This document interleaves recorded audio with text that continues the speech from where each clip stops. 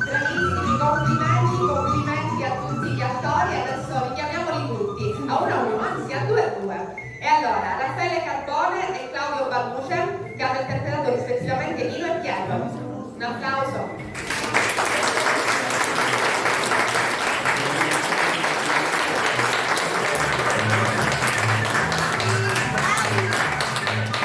Biagio Milazzo e Graziella Sciacca, che hanno interpretato rispettivamente Saro, Pinuzzo e Rodolfo.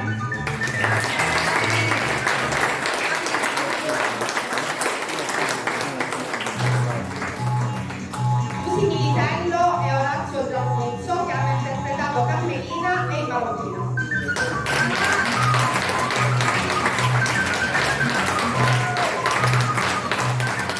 Cristina Ruggè e Giuseppe Arena, che ricordiamo è anche regista della commedia, che hanno interpretato Maria e Benito.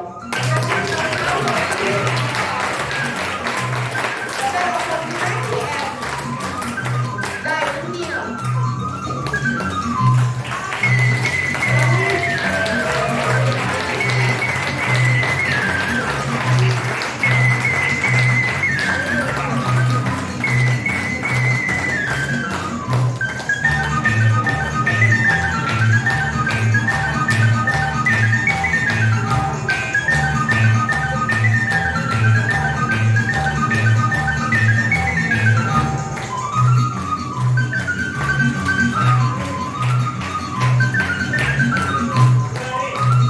Grazie a tutti, grazie all'Istituto Collereale che ha ospitato la commedia. Invito a venire sul palco Raffaele Carbone e Giuseppe Arena per i saluti finali. Grazie.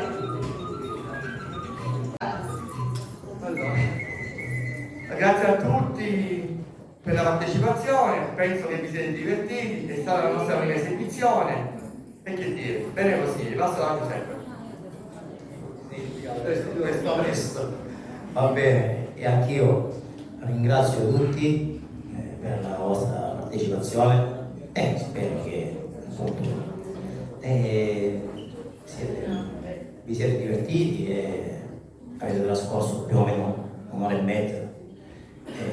Un divertimento, come dicevo prima, con spensieratezza e comunque volevo dire che sono molto contento di come è andata e la nostra prima esibizione, come ha già detto Raffaele, speriamo che ci possiamo migliorare sempre. Grazie a tutti.